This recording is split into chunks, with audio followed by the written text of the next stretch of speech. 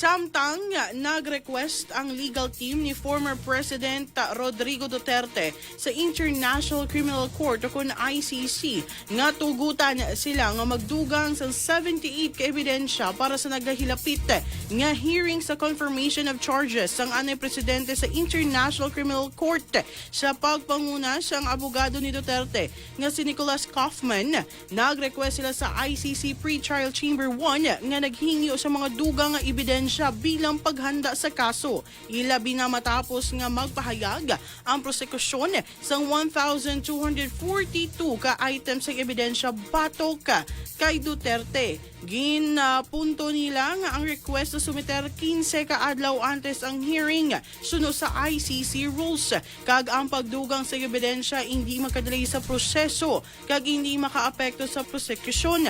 Suno man sa ila ang legal representative sa mga biktima bag-o pa lang na-appoint. Gani ang pagdugang sa ebidensya hindi makaapektar sa ilang katungdanan. Ginmensyonara siyang kampo ni Duterte nga kung hindi pagtugutan ang request, mahimo gid ini makapahina sang depensa ni Duterte sa pagpanindugan sang iya kaso.